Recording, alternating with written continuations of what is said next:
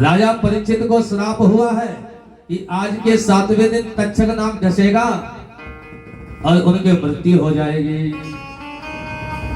तो मैं एक स्वर्ण कलश में अमृत लेकर के आया हूं, क्योंकि देवताओं के पास अमृत है। तो मैं स्वर्ण कलश में अमृत लेकर के आया हूं और इस अमृत को आप ले लीजिए और इसको आप पिला दीजिएगा महाराज परीक्षित को, और परीक्षित जी अमर हो जाएंगे अमृत पी करके। लेकिन फ्री फंड में अमृत नहीं दे रहे हैं कि ले जाओ पिला दो। अमृत मैं इसलिए दे रहा हूं कि इसके बदले में आप हमें भागवत जी की कथा सुना दो। एवं विनिमयो जातो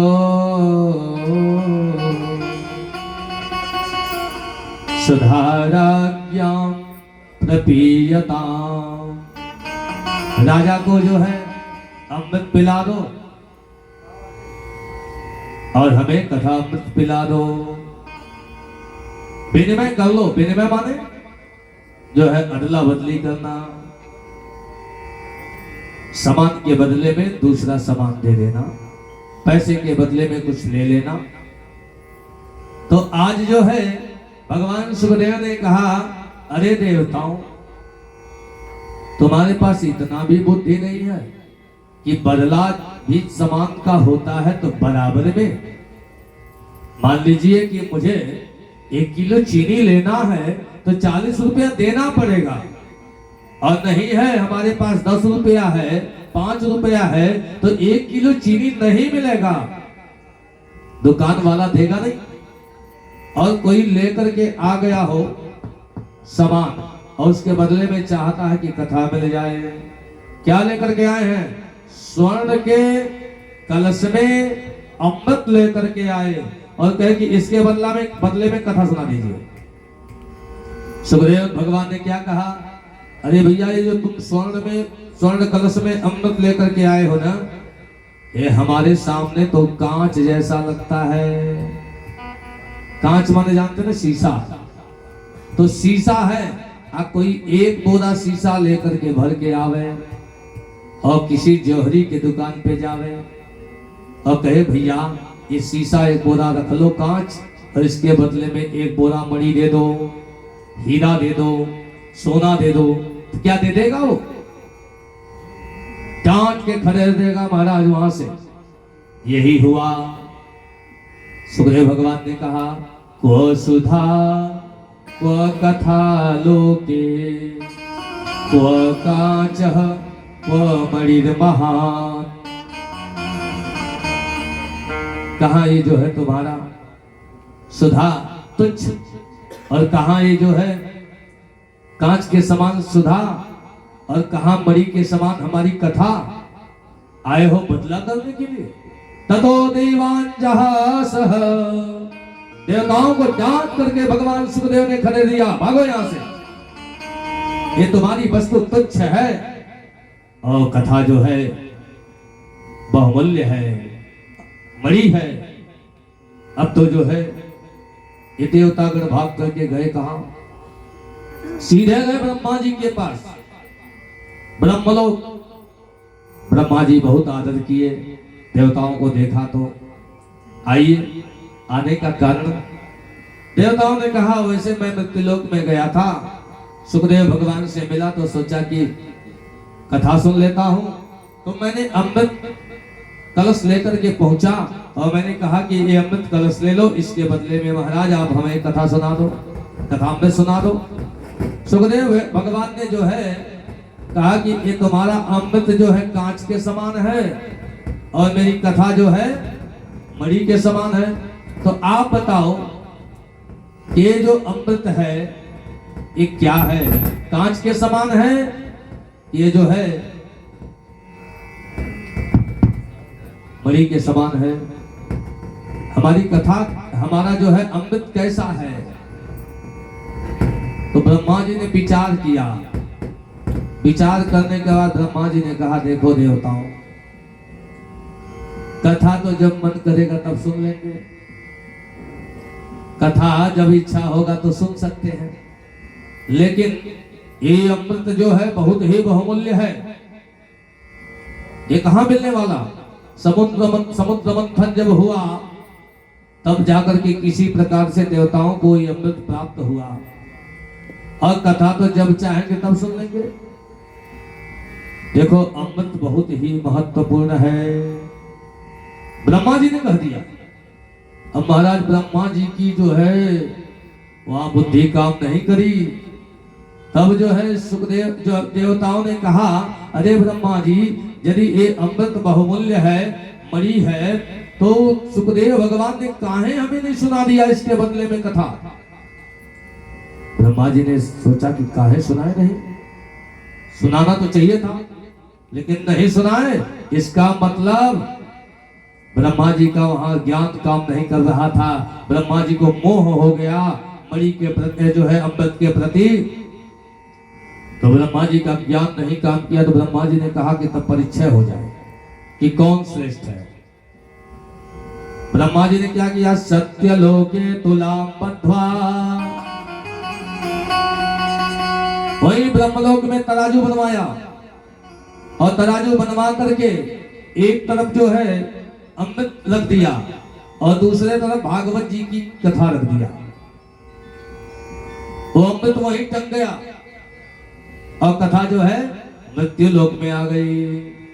लघुन्यानानि जातानि गौरवेण इदं महत्, लघुन्यानानि जातानि गौरवेण इदं महत्। ये गौरव को प्राप्त होते हुए जो है ये कथा मृत्यु लोक में आ गई, और देवताओं के पास अमृत वहीं रह गया।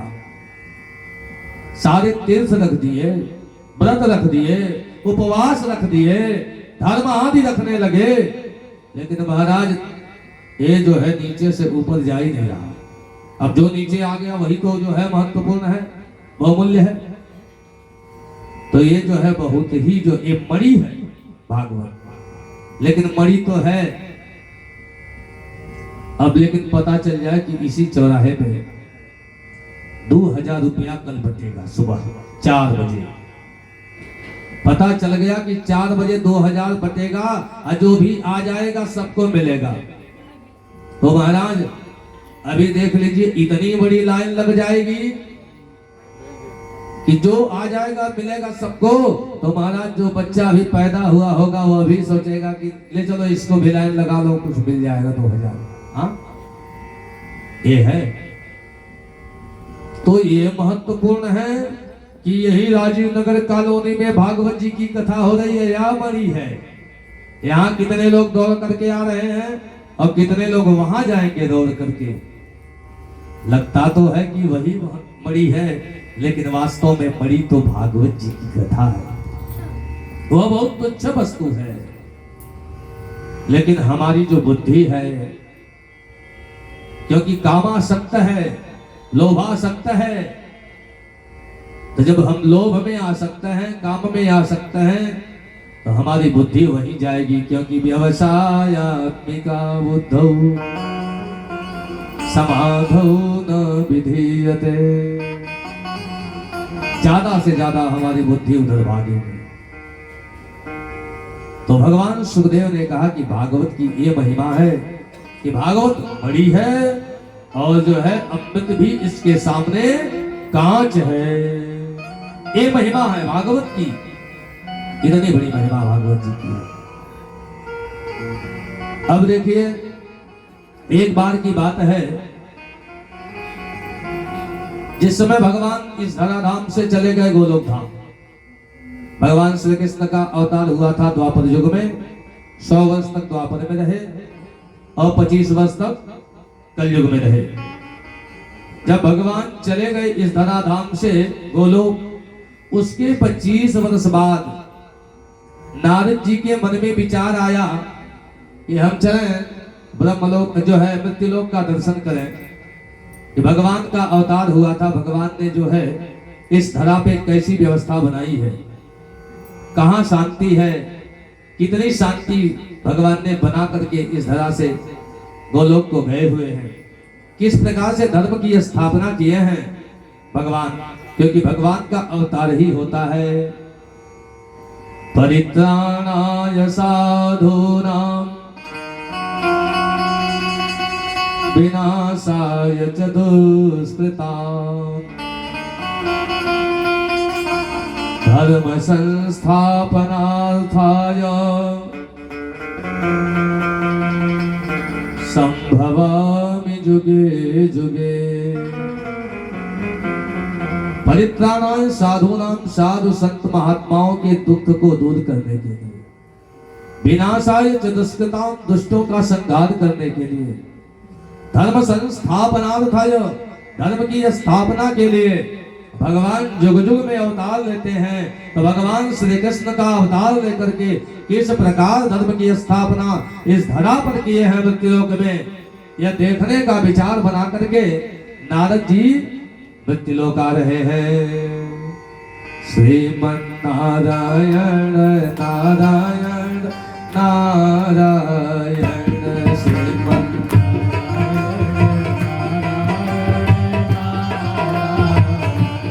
श्रीमन्नारायण नारायण नारायण श्रीमन्नारायण नारायण नारायण भजमन्नारायण नारायण नारायण भजमन्नारायण नारायण नारायण श्रीमन्नारायण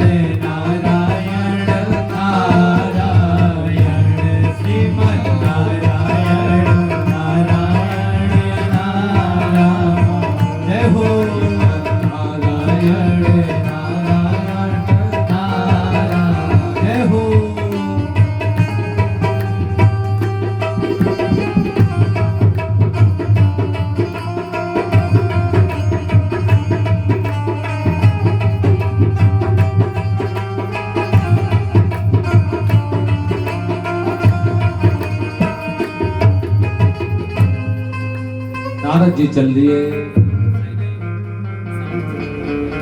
नारद जी चल दिए, नारायण नारायण करते हुए इस मृत्युलोक में आए। मृत्युलोक में जब नारद जी आए तो सबसे पहले नारद जी कहाँ गए? बद्रीनाथ। अहम तू पृथ्वीया तो ज्ञात्वा सर्वोत्तमामिति। नारद जी स्वयं अपने मुख से कह रहे हैं, अहम तो पृथ्वीया तो ज्ञात्वा सर्वोत्तमामिति। इस पृथ्वी लोक में मैं इसलिए आया यह जानने के लिए कि कौन सा सर्वश्रेष्ठ स्थान है, कहाँ पे शांति है, कहाँ पे धर्म है। तो नारद जी आए और गए कहाँ? हरि क्षेत्रम कुरुक्षेत्रम श्रीरंगम सेतु बंधना। हरि क्षेत्र माने बद्रीनाथ पहुंच गए, कुरुक्षेत्र पहुंच गए, श्री रामेश्वरम पहुंचे, द्वारिकापुरी पहुंचे। नारद जी सब जगह जा रहे हैं। एवमादिषु तीर्थेषु भ्रममाणः इतस्ततः। नारद जी जो है समस्त तीर्थों का भ्रमण किया, कोई तीर्थ नारद जी से बचा नहीं, सब जगह नारद जी घूमे, लेकिन कहीं भी जो है नारद जी को शांति दिखाई ही नहीं दिया। सब जगह क्रांति ही क्रांति दिखाई दे रही है। नारद जी ने देखा क्या? नारद जी ने क्या देखा? तो संत महात्माओं के यहाँ नारद जी पहुंचते हैं, तो देख रहे हैं कि पाखंड निरता संता साधवः सह परिग्रह। जो साधु संत बन करके बैठा हुआ है वह भी पाखंड में लिप्त हो चुका है। और साधवः सह परिग्रह, साधु है, लेकिन साधु होने के बाद भी परिग्रह कर रहा है, दान के लिए छटपटा रहा है कि कहां से धन आ जाए, हमारे पास भी व्यवस्था एक नंबर की हो जाए। हम तो बने साधु सन्यासी हैं, लेकिन सन्यासी बाबा के घर में भी जो है टीवी होनी चाहिए, फ्रिज कूलर होना चाहिए, संसार की सारी सुविधाएं वहां भी होनी चाहिए। जो गृहस्थों की सुविधा है वह संतों के यहां भी है। हाँ, साधु संत महात्मा उनके यहां भी है। सम्यक प्रकारेण न्यस्तः संन्यस्तः, जो सब कुछ छोड़ करके, संसार को छोड़ करके, परिवार को छोड़ करके जो केवल ठाकुर जी को पकड़ लिया हो वह सन्यासी होता है। और जो सब में रम रहा हो उसको भी संसार जैसी व्यवस्था चाहिए, गृहस्थों का सुख चाहिए। गृहस्थ का अर्थ जानते हैं? गृहे अस्तः गृहस्थः, जो घर बसाता हो, जो घर बनाता हो वह गृहस्थ है। और जो सम्यक प्रकारेण न्यस्तः, जो सब कुछ छोड़ करके गोविंद का भजन करता है वह संन्यस्त होता है, सन्यासी होता है। तो नारद जी ने देखा, तो नारद जी के मन में विचार आया कि हो सकता है कि भगवान का अवतार एक गृहस्थ के घर में हुआ था, तो भगवान गृहस्थों के यहाँ बढ़िया व्यवस्था बना दिए होंगे। तो नारद जी गृहस्थों के यहाँ जा रहे हैं देखने के लिए, तो उनके यहाँ की क्या दिव्य व्यवस्था देख रहे हैं कि तरुणी प्रभुता गे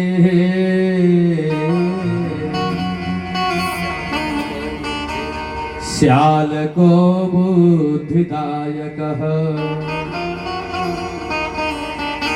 तरुणी प्रभुता गे।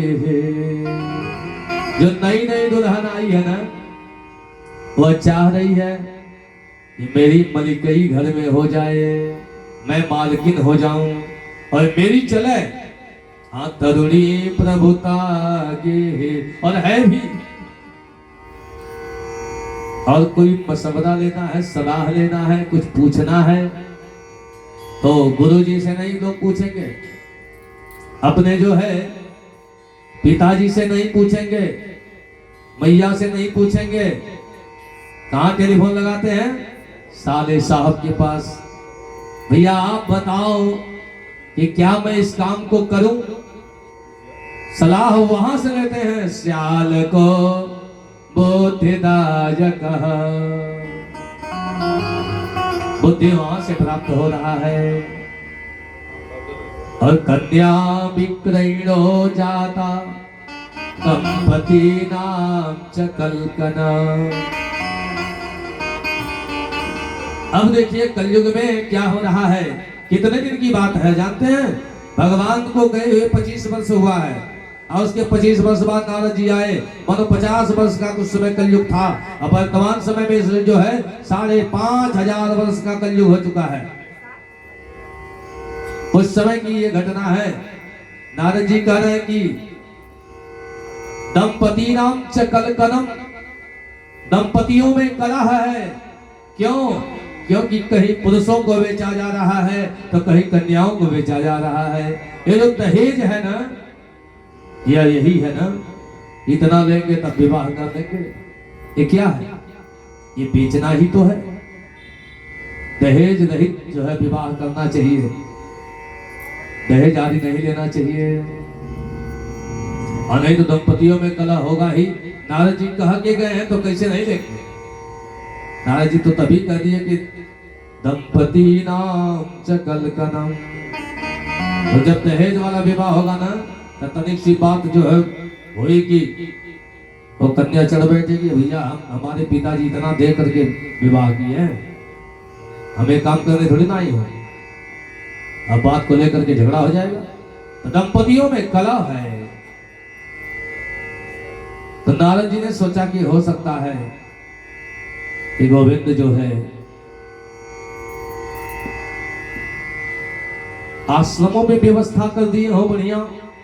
तो महाराज आश्रम में गए, जहां आश्रम चलता था, तो आश्रमई यवनारुद्धा। नारद जी की जो वाणी है आज भी जो है देखने को मिलता है। आश्रमई यवनारुद्धा, जो आश्रम है उसमें भी जो है ना यवनों के द्वारा अवरुद्ध है, उस पर कब्जा प्राप्त कर लिए हैं। जगह जगह देखिए, जितने हमारे तीर्थ स्थल हैं, हर जगह जो है, हर जगहों पे यवनों के द्वारा अवरुद्ध कर लिया गया है। हमारे आश्रमों को नष्ट कर दिया गया, हमारे मंदिरों को नष्ट किया गया। नारद जी ने उस समय कह दिया। और नारद जी अब सोचने लगे अब क्या करें, भगवान अवतार लेकर के कैसी व्यवस्था किए हैं, इसीलिए भगवान का अवतार हुआ है। नारद जी सोचने लगे, तो नारद जी के मन में विचार आया कि आज भी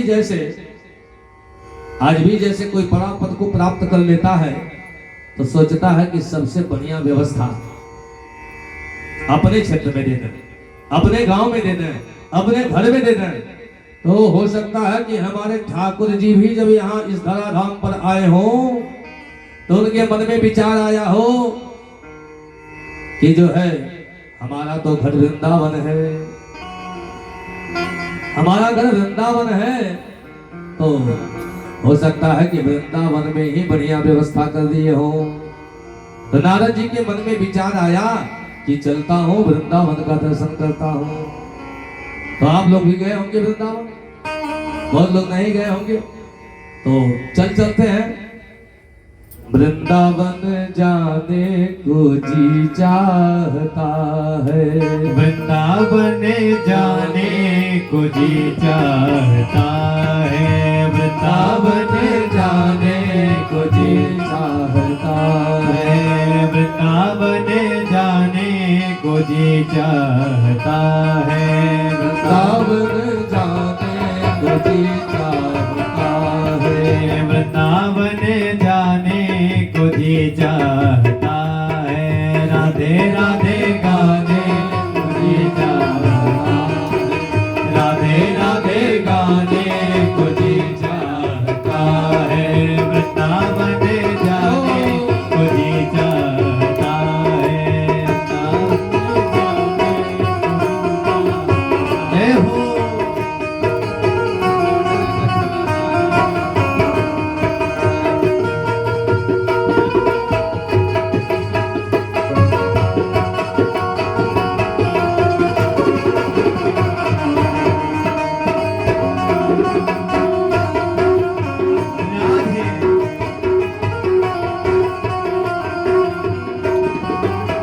वृंदावन में बाके बिहारी, वृंदावन में बाके बिहारी, बाके बिहारी, हाँ बाके बिहारी, बाके बिहारी, बाके बिहारी, दर्शन करने को जी चाहता है, दर्शन करने को जी चाहता है, वृंदावन जाने को जी चाहता है, वृंदावन जाने को जी चाहता है, राधे राधे राधे को जी चाहता है, राधे राधे गाने को जी चाहता है, जय हो।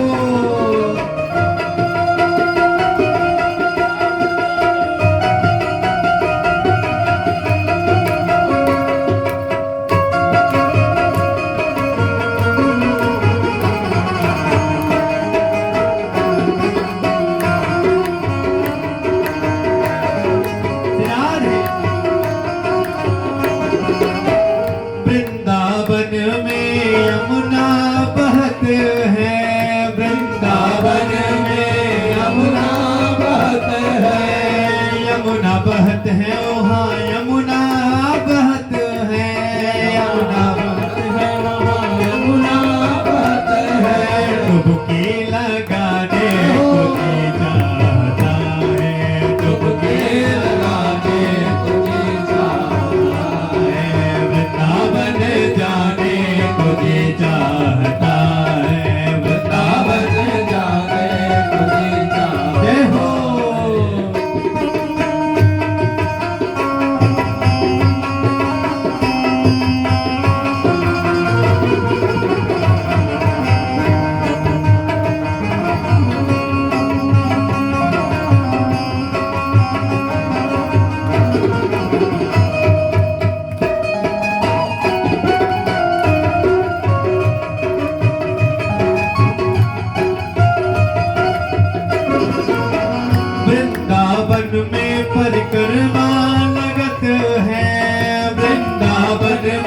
परिक्रमा लगत है। वृंदावन में परिक्रमा लगत है। वृंदावन में परिक्रमा लगत है। परिक्रमा लगाने को जी चाहता है। परिक्रमा लगाने को जी चाहता है। वृंदावन जाने को जी चाहता है। वृंदावन जाने को जी चाहता है। राधे राधे गाने को जी चाहता है। राधे राधे गाने को जी चाहता है। राधे राधे गाने को जी चाहता है। यामुनं तटमापन्नं यत्र लीला हरेर्भू।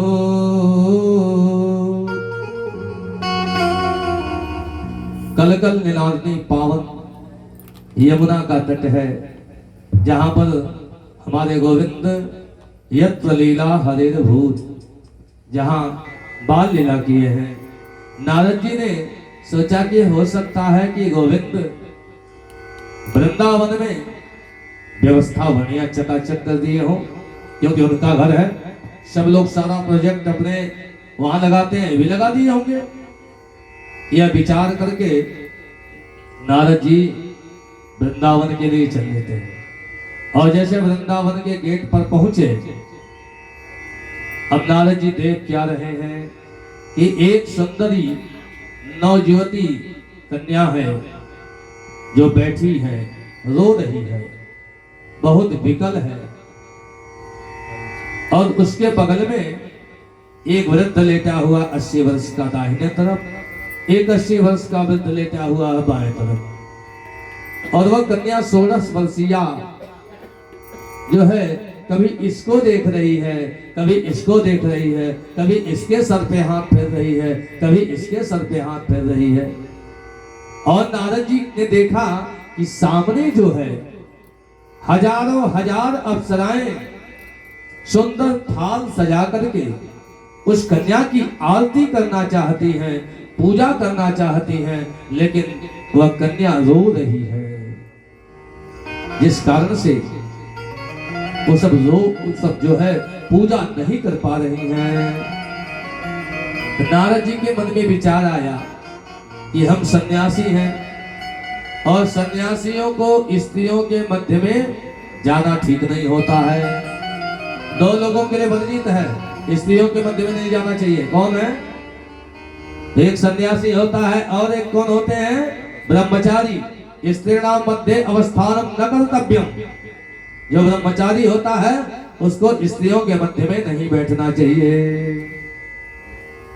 उसको बहुत संगीत नहीं सुनना चाहिए। ऐसा लिखा है ना, संगीत नहीं सुनना चाहिए ब्रह्मचारी को। यदि बहुत इच्छा कर दिया तो कोई एकाक भजन सुन सकता है, ज्यादा नहीं। उसको केवल अध्ययन करना चाहिए, क्योंकि छात्राणाम अध्ययन तपः। उसकी तपस्या जो है उसका अध्ययन ही है। अपने ग्रंथ को पढ़े वही उसकी तपस्या हो जाए।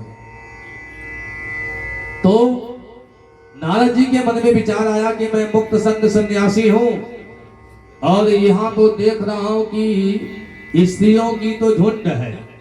हाँ, बहुत सारी अप्सराएं हैं। एक जो है नवजुवती 16 वर्षीय कन्या है और 2 वृद्ध हैं। एक इधर लेटा है, एक इधर लेटा है, दोनों बीमार पड़े हुए हैं, अचेत हैं। ऐसे में हम काहे के ले जाएं? सन्यासियों को तो जाना नहीं चाहिए। सोचे कि वृंदावन जीवन नहीं करेंगे, यहाँ नहीं जाएंगे, चलो वापस हो लेते हैं। और जैसे नारद जी वापस होना चाहते हैं, उसी कन्या की दृष्टि नारद जी के ऊपर पड़ गई। चिल्ला देती है, भो भो साधो क्षणं तिष्ठा मच्चिन्तामपि नाशय दर्शनं तव लोकस्य सर्वथा गरं परा। चिल्ला देती है, कहती है, हे महात्मन, हे साधु, क्षणं तिष्ठा, एक क्षण के लिए रुक जाओ। एक क्षण के लिए रुक जाओ। क्यों? क्योंकि आप जैसे महात्मा का एक क्षण भी बहुत महत्वपूर्ण होता है। संत का क्षण जो है बहुत ही महत्वपूर्ण है। कभी संत का जो है संग मिल रहा हो ना, तो उसको व्यर्थ न जाने दीजिएगा, संत के संग लग जाना चाहिए। तो आज जो है वो स्त्री ने देख लिया जब नारद जी को, तो तुरंत जो है चिल्ला बैठी, भो भो साधो क्षणम तिष्ठ। संत का एक क्षण भी महत्वपूर्ण होता है, और एक क्षण रुक जाओ। नारद जी ने सोचा कि एक क्षण रुक करके हम क्या करेंगे, तो करे कि मच्चिंतामपि नाशय, मेरे पास बहुत बड़ा एक चिंता है, कष्ट है, उसको दूर कर दीजिए। क्योंकि संत महात्मा यदि मिल जाते हैं ना, तो कठोर से कठोर चिंता क्षण में नष्ट कर देते हैं। आज नारद जी ने सोचा ये अबला स्त्री विकल है, रो रही है, और मुझसे करे कि मेरे कष्ट को दूर करो। तो नारद जी ने कहा कि ठीक है। वैसे बड़े सावधानी से नारद जी आ रहे हैं, क्योंकि स्त्रियों के मध्य में जाना नहीं चाहिए सन्यासी को। तो नारद जी को तो जाना पड़ेगा ना, तो बड़े सावधानी पूर्वक जा रहे हैं। और नारद जी जैसे पहुंचे, यह नहीं पूछे कि कौन सा कष्ट है आपको, पहले तो पूछते हैं परिचय। कहते हैं आप कौन हैं? काशितम काविमऊ। आप कौन हैं? काविमऊ। ये दोनों कौन हैं? कानार्यः पद्मलोचना। ये जो नारियां हैं, ये जो अप्सराएं हैं जो खड़ी हैं थाल सजा करके, ये सब कौन हैं? बददेवी सविस्तारम स्वस्य दुःखस्य कारणम्। हे देवी, विस्तार पूर्वक जो है अपने दुख का कारण बताओ। पहले परिचय दो, उसके बाद अपने दुख का कारण बताओ। अब तो जो है वह कन्या ने कहा कि नारद जी जानना चाहते हैं हमारा परिचय। तो मेरा नाम है भक्ति, अहम भक्ति रीति ख्याता, इमौ मे तनयो मतौ, ज्ञान वैराग्य नामानो, काल योगे न जर्जरौ। मैं भक्ति महारानी हूँ। संसार के लोग हमें भक्ति के नाम से जानते हैं। और ये जो है, ये मेरा बड़ा बेटा है, इसका नाम है ज्ञान और इसका नाम है वैराग्य। देखिए नारद जी तुरंत कांप गए सुन करके कि अहम भक्ति रीति ख्याता। भक्ति मैया का नाम सुनते ही कांपने लगे। अरे राम, भगवान के दरवाजे पे भक्ति रो रही है, भगवान के दरवाजे पे भक्ति रो रही है। भक्ति जहां होती है भगवान वहां रहते हैं, जहां भक्ति होती है वहां भगवान नाचते हैं। भक्ति जहां होती है भगवान वहां सब कुछ करने के लिए तैयार होते हैं। भगवान तो अपने मुख से कहते हैं कि अहम भक्त पराधीन यस्वतंत्रैव द्विज। मैं भक्त के पराधीन रहता हूं। जो भक्त हमारी भक्ति करता है उसके मैं पराधीन रहता हूँ। वो चाहे तो मुझे खियावे, और चाहे तो रुलावे, और चाहे तो सुलावे, और चाहे तो जो है मारे। अरे भक्ति ही है ना यशोदा मैया के पास कि गोविंद जो है डरते हैं, जब दौड़ आती है तो भागते हैं। जो जीव जो परमात्मा एक बार भिगुटी टेढ़ा कर दे तो प्रलय हो सकता है, वो परमात्मा जो है यशोदा दौड़ाती है तो भागते हैं, डरते हैं, कांपते हैं। ये क्या है? भक्ति है।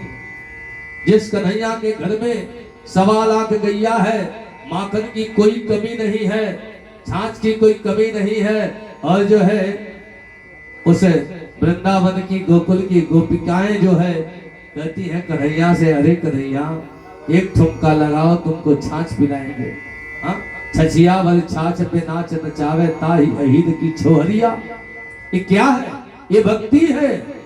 भक्ति के बस में भगवान रहते हैं। आज भगवान के दरवाजे पे भक्ति रो रही है।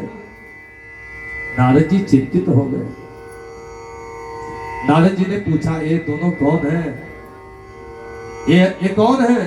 तो कहती है कि इमऊ में तनयऊ मतऊ। नारद जी ने सोचा कि इनके पिताजी होंगे, 80 वर्ष के हैं। ना ना ना, ये मेरे दोनों बेटा हैं। हाँ, कन्या जो है 16 वर्षीय है और बेटा जो है 80 वर्ष का वृद्ध पड़ा हुआ। नारद जी चक्कर खाने लगे। अरे राम, ये भगवान के दरबार पे क्या हो रहा दरबार में? अच्छा ये बताओ देवी, ये सब कौन है? इनकी परिचय दे दो।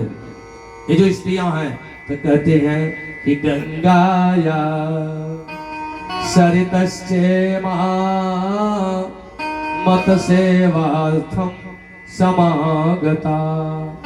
नारद जी, ये गंगा मैया है, ये तीर्थराज प्रयाग है, ये जो है यमुना जी हैं, ये सरस्वती जी हैं, ये कावेरी हैं, ये भीमरथी हैं, ये गोदावरी हैं, ये तुंगभद्रा हैं। अब सारी देवियों का नाम बताने लगी और कहीं कि सब मत सेवार्थम समागता, सब मेरी सेवा में आई हुई है। अब देखिए भक्ति महारानी की सेवा गंगाधिक नदियां करती हैं, सारे तीर्थ करते हैं, सारे व्रत करते हैं, सारे उपवास करते हैं और वह भक्ति भगवान के दरबार में रो रही है। नारद जी ने सोच समझ लिया क्यों रो रही है। क्यों रो रही जानते हैं? इसलिए रो रही है कि बेटवा बीमार है। अरे किसी भी मैया का बेटा बीमार हो और मां खुश रहेगी क्या? मान लो किसी का बेटा है बीमार है और उस मैया की पूजा लोग करना चाहते हैं, कोई ले आवे कहे मैया ये राजभोग खा लो, और बेटे को देख रही कि बीमार पड़ा हुआ है और राजभोग कोई खिलाए तो खाएगी? वो मां नहीं खा सकती। बेटे को मारो और मां की पूजा करो, यही तो है। बेटा कौन है? ज्ञान और वैराग्य। ज्ञान और वैराग्य बीमार पड़े हुए हैं तो नारद जी ने सोचा कि मैं इनको स्वस्थ कर दूंगा। मेरे पास मंत्र चिकित्सा है, मंत्र में भी जो है ताकत होती है, दवा होती है, औषधियां होती हैं। तो नारद जी ने मंत्र चिकित्सा के द्वारा जो है औषधि प्रदान करना शुरू किया। कौन सी औषधि दे रहे हैं? वेद वेदांत घोषैश्च गीता पाठ मुहुर्मुहुः। वेद को सुना दिया, वेद को सुनाया, वेदांत सुनाया, गीता जी का पाठ सुनाया, मुहुर्मुहुः मन बार बार सुनाया। लेकिन नोद तिष्ठत त्रिकम जदा, ये जो है दोनों उठे नहीं, थोड़ा सा हिले डोले लेकिन जो है उठे नहीं, उठ के बैठे नहीं, उनके अंदर चेतना नहीं आई। अब महाराज नारद जी कौन है? तो नारद का भी अर्थ ज्ञान ही होता है। नारम यति खंडयति इति नारदः, जो अज्ञान को खंड खंड कर दे, अज्ञान का प्रकाश भर दे, वही नारद है। मानो नारद भी ज्ञान है और एक ज्ञान जो है दूसरे ज्ञान को स्वस्थ करने में लग गया और अपना सारा ज्ञान लगा दिया, लेकिन ज्ञान स्वस्थ नहीं हुआ, वैराग्य स्वस्थ नहीं हुआ। अब ये समझो कि पूरे भारत के जो है जो सबसे श्रेष्ठ डॉक्टर हो, उसी रोग का स्पेशलिस्ट हो और इलाज कर रहा हो, उससे बड़ा कोई डॉक्टर भारत में न हो, इलाज कर रहा हो, रोगी ठीक न हो रहा हो, तो अब रोगी को कौन ठीक कर सकता? नारद जैसा चिकित्सक कोई नहीं है। और नारद जी ज्ञान को जो है औषधि पिला रहे हैं, दवा दे रहे हैं, स्वस्थ करने का प्रयास कर रहे हैं, लेकिन स्वस्थ ज्ञान नहीं हो रहा है। ऐसे में आकाशवाणी होती है, नारद तुम सत्संग करो, सत्संग करो। ये जो आप लोग करने बैठे हैं, हाँ, सत्संग करो और सत्संग से ही जो है ज्ञान वैराग्य स्वस्थ हो जाएंगे, भक्ति महारानी स्वस्थ हो जाएगी। अब नारद जी ने सोचा सत्संग क्या होता है। अरे भैया, सत्संग में भी तो जो है वेद की ही बात सुनाई जाती है, सत्संग में वेदांत की ही तो बात होती है, सत्संग में जो है गीता जी की ही तो बात होती है। तो मैंने गीता तो सुनाई दिया, मैंने वेद जी को सुनाई दिया, मैंने उपवेद सुनाई दिया, मैंने वेदांत सुनाई दिया, उपनिषद सुनाई दिया, तो दूसरा सत्संग क्या है। नारद जी के मन में विचार आने लगा। फिर आकाशवाणी हुई, नारद विचार न करते हुए जो है आप सत्संग करो। अब तो जो है नारद जी चल दिए सत्संग करने के लिए महाराज। अब नारद जी चले सत्संग करने के लिए। कहां से चले हैं, कहां से चले हैं? वृंदावन से। नारद जी चल दिए वृंदावन से सत्संग करने के लिए। अब जब महात्माओं को पता चला, संतों को पता चला कि नारद जैसा ज्ञानी आ रहा है सत्संग करने के लिए, तो महात्मा लोग जानते क्या किए? अपने घर में जो है आश्रम में जो है ताला लटका दिए और छोड़ के भाग चले आश्रम। हाँ, अब कुछ महात्मा जो कहीं जाने आने लायक नहीं थे ना, वो क्या किए? कहे आज के बाद हम बोलेंगे ही नहीं, मौनी बाबा बन गए। हाँ, भागवत जी की लाइन है ना, मुके भूता तथा न्यस्तु कियन्तस्तु पलायिताः। कुछ लोग जो है मौनी बाबा बने कि हम नहीं बोलेंगे, नारद जी कुछ भी पूछेंगे हम नहीं बोलते, नहीं करेंगे। कुछ महात्मा गण सोचने लगे कि कौन नारद से उलझेगा, जो सबसे बड़ा डॉक्टर है तो जूनियर डॉक्टर कौन जाएगा उसको ज्ञान देने, तो कौन नारद से उलझेगा, इसलिए चलो यहाँ से भागो। तो कोई अंतस्तु पलायिताः, आश्रम छोड़ के भाग चले महाराज। अब नारद जी महाराज चलते चलते चलते चलते पहुंच गए। कहां पहुंचे? बद्रीनाथ। अब बद्रीनाथ में जो है ये 4 अमलात्मा संत मिले। ये अमलात्मा संत हैं, ब्रह्मा जी का इनको आशीर्वाद है क्या कि आप कभी वृद्ध नहीं होंगे, आप कभी जुआ नहीं होंगे, आप 5 वर्ष के बच्चे के समान ही रहेंगे। पंचायन संयुक्ता पूर्वे सामपि पूर्वजाः। है तो 5 वर्ष के बच्चे के समान, लेकिन पूर्वजों के पूर्वज हैं। पूर्वे सामपि पूर्वजाः, इनका नाम क्या है? सनक, सनंदन, सनातन, सनत कुमार।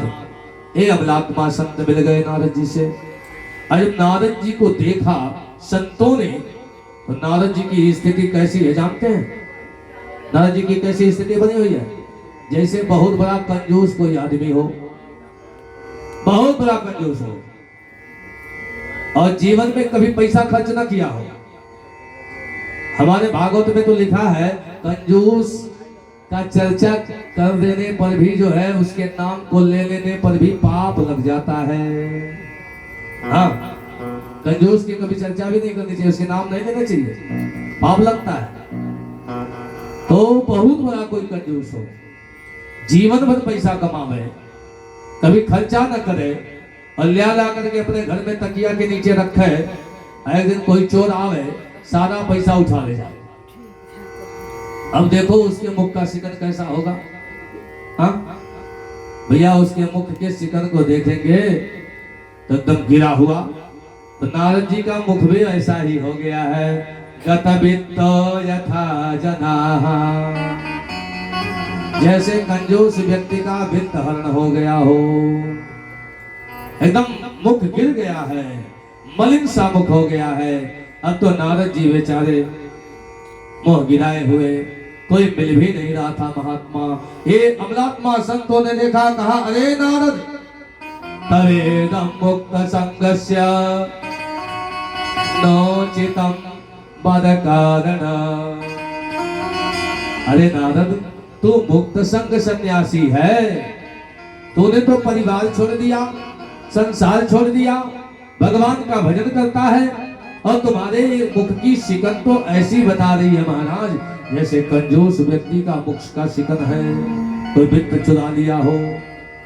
लेकिन नोचितम ये उचित नहीं है, बदकारना। नारद जी छोटे भाई है ना उनके, तो इसलिए कह रहे हैं बड़े प्रेम से कि बदकारना। क्या कारण है बताओ। अब तो नारद जी ने सारी वृत्तांत बता दिया, सारी घटना बता दिया। सनक सनंदन सनातन सनत कुमार ने कहा इतनी छोटी सी बात और इतना परेशान, ये होता है संत। हाँ? बहुत बड़ी बात को छोटा कर देता है क्षण भर में, क्योंकि संत का क्षण मिल जाए तो महाराज जी आपको बदल देगा। इसलिए संतन के संग लागरी तेरी अच्छी बनेगी, संतन के संग लाग रे तेरी अच्छी बनेगी, संतन के संग लाग रे तेरी अच्छी बनेगी। अच्छी बनेगी तेरी बिगड़ी बनेगी, अच्छी बनेगी तेरी बिगड़ी बनेगी, अच्छी बनेगी तेरी बिगड़ी बनेगी, अच्छी बनेगी तेरी बिगड़ी बनेगी। संतन के संग लाग रे तेरी अच्छी बनेगी, संतन के संग लाग रे तेरी अच्छी बनेगी। जय हो।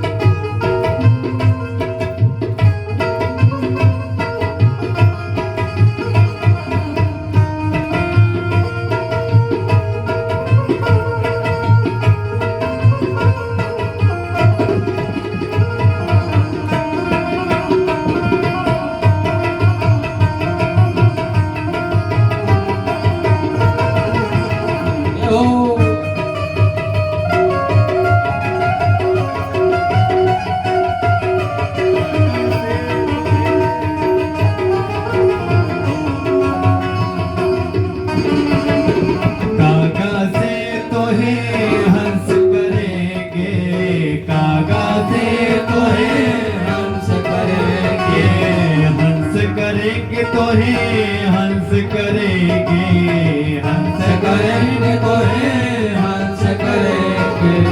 मिट जाए दिल के दाग रे तेरी अच्छी बनेगी, संतन के संग लाग रे तेरी अच्छी बनेगी।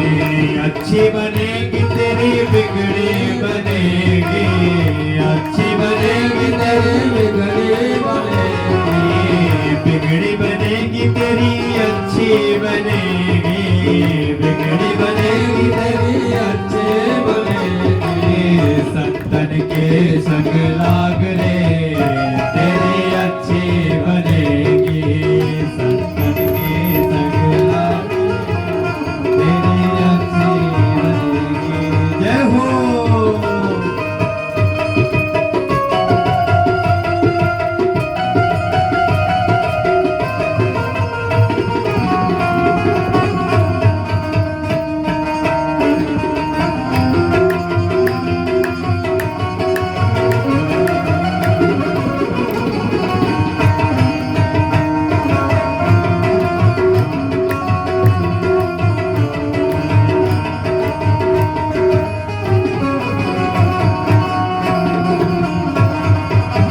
ध्रुव जी की बन गई, प्रहलाद जी की बन गई, ध्रुव जी की बन गई, प्रहलाद जी की बन गई, ध्रुव जी की बन गई, प्रहलाद हुक बन गई, ध्रुव जी की बन गई, प्रहलाद हुक बन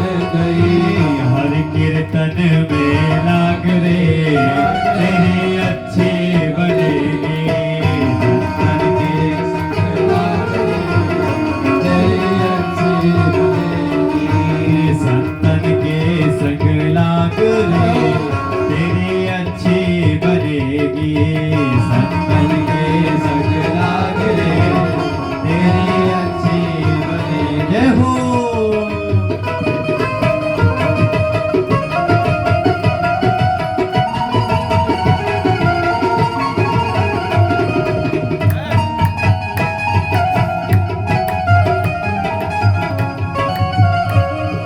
जय हो।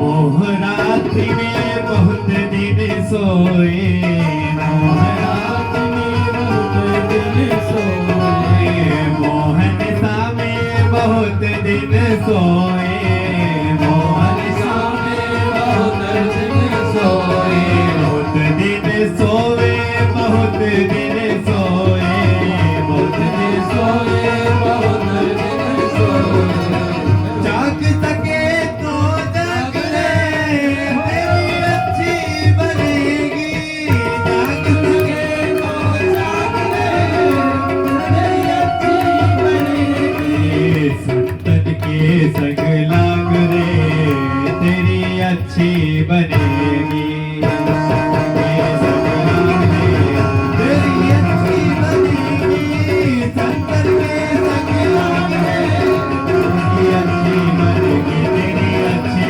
बनेगी तेरी अच्छी बनेगी। तो संतों का संग मिला, सनक सनंदन सनातन सतकुमार का संग मिल गया।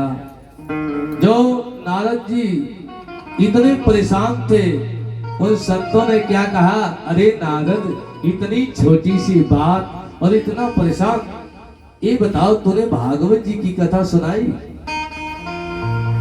नारद जी ने कहा सुनाया तो नहीं। तो सनक सनंदन सनातन सतकुमार ने कहा तो सुनाओ। नारद जी ने कहा ये बताओ भैया कि मैंने भागवत तो नहीं सुनाई, लेकिन वेद सुना दिया, वेदांत सुना दिया, उपनिषद सुना दिया, गीता जी की पाठ को सुना दिया। तो भैया ये बताओ भागवत वेद से अलग है क्या? नारद जी ने कहा कि भागवत मैंने नहीं सुनाया अलग की बात है, लेकिन क्या भागवत वेद से अलग है? अरे भागवत तो वेद से ही निकला है। नारद जी ने कहा कि ये भागवत जो है ना वेद से निकला हुआ है।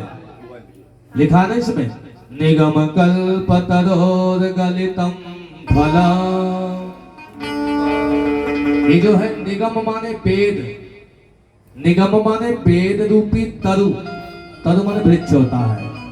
वेद रूपी वृक्ष का गलितम फलम, एकदम पका हुआ फल श्रीमद् भागवत है। वेद रूपी वृक्ष का पका हुआ फल भागवत है। तो मैंने तो वेद को सुना दिया,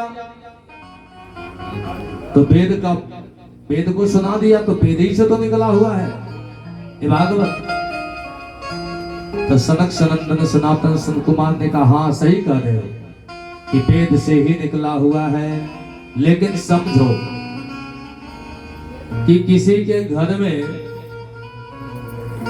दूध पर्याप्त मात्रा में हो और घी न हो, अचार संत आ जाए दरवाजे पे, क्या भैया हमको तो पूरी साग खाना है, लेकिन आपके घर में घी न हो, दूध हो, आप कहिए कि महाराज जी ये जो दूध है इसी से तो घी निकलता है, तो ये दूध ले लो, इसी में पूरी छान लो।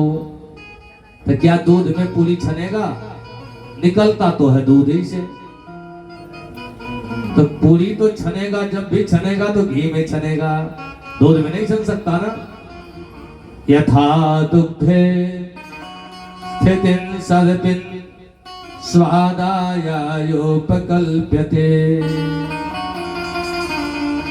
और एक उदाहरण देते हैं सनक सनंदन सनातन सतकुमार कि एक आदमी ने अपने घर में खूब बढ़िया जो है दूध को जला करके खोआ मार के रखा है। अब घर में चीनी नहीं है, अब पेड़ा बनाना है। एक आदमी बगल वाला आया, कहा चीनी नहीं तो क्या हुआ, नहीं हुआ। अरे दरवाजे पे गन्ना तो लगा है ना, अरे गन्ने से ही तो चीनी निकलती है, तो लाओ गन्ने को काट के डाल दो खोआ, क्या पेड़ा तैयार होगा। इच्छोरामपि मध्यांतम शर्कराभ्याप्य संस्थितिः। इच्छू माने गन्ना के मध्य में ही शक्कर होता है, लेकिन जो शक्कर का काम है वह गन्ना नहीं कर सकता। उसी प्रकार हे नारद, वेद से ही निकला हुआ है भागवत, लेकिन जो भागवत का कार्य है वह वेद नहीं कर सकता। बड़े अच्छे ढंग से जो है उदाहरण दे करके समझाते हैं। और भागवत में लिखा भी है कि वक्ता कैसा होना चाहिए, तो कुदुष्टांत कुशलो धीरा वक्ता कार्याति निष्प्रिय। दृष्टांत कुशल होना चाहिए वक्ता, समझाने में दृष्टांत का यदि कहीं आवश्यकता है तो उसको दृष्टांत दे करके समझावे। तो सनक सनंदन सनातन संत कुमार जो है बहुत अच्छे तरीके से नारद जी को समझा रहे हैं। नारद जी तुरंत समझ लिए, हाँ हमें भागवत की कथा सुनना है, सुना दो, ज्ञान वैराग्य भक्ति का कल्याण हो जाए, यही सुना दो। सनक सनंदन सनत कुमार ने कहा कि नहीं भैया यहां नहीं होगा कथा। कहां तब कथा होनी चाहिए, वृंदावन में ज्ञान वैराग्य भक्ति बीमार है। और मुलाकात कहां हुआ है, बद्रीनाथ में। या तो बद्रीनाथ में कथा हो जाए और नहीं तो वृंदावन में।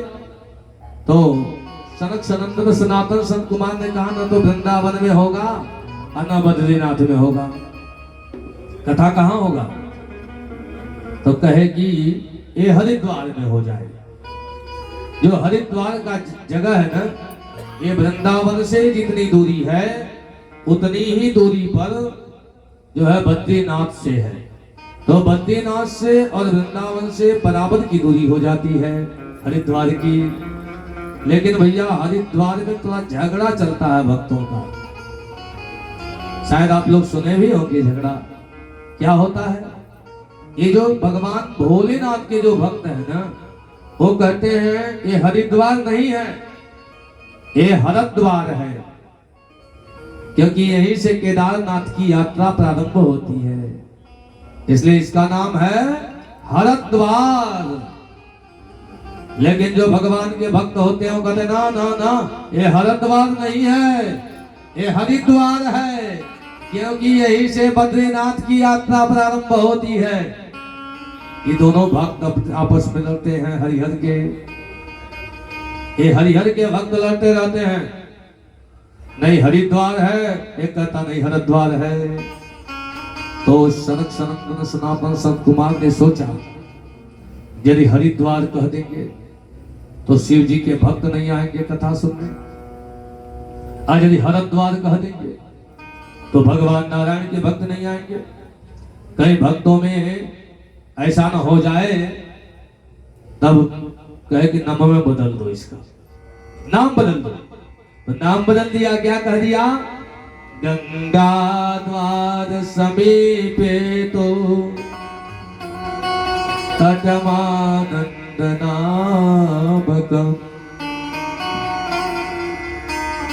गंगा द्वार समीपे तो, गंगा के द्वार के सामीप्य में आनंद नामक तट पर भागवत जी की कथा होगी। अब महाराज सारे जो है महात्मा भी उसमें आमंत्रित किए जा रहे हैं। और आमंत्रित किए जा रहे हैं, नहीं भी किए जा रहे हैं, वो भी आ रहे हैं। उच्चासन पर विराजमान हो गए सनक सनंदन सनातन संत कुमार, और नीचे जो है नारद जी हैं। 3 आसन और लगा दिए भक्ति ज्ञान वैराग्य के लिए। ऐसा संकल्प किया कि मैं उनके कल्याण के निमित्त जो है श्रीमद् भागवत महापुराण की कथा का आयोजन कर रहा हूं। संकल्प करके जैसे कथा प्रारंभ हुआ तो भागवत में लिखा है कि कैसे लोग आ रहे हैं। धावन्ता प्याययुः सर्वे प्रथमं जे च वैष्णवाः। दौड़ते हुए कथा सुनने के लिए आ रहे हैं। कथा कहीं हो ना तो दौड़ के जाना चाहिए सुनने के लिए। धावन्त्याप्याययुः सर्वे प्रथमं जे च वैष्णवाः। उसमें वैष्णव जन आ रहे हैं। दौड़ करके पहले आए प्रथम वैष्णव लोग, फिर शैव आए।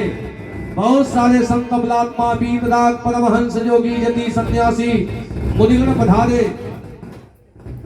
सब लोग पधार रहे हैं, साउंड के माध्यम से पधार रहे हैं। बोले कृष्णचंद्र भगवान की जय।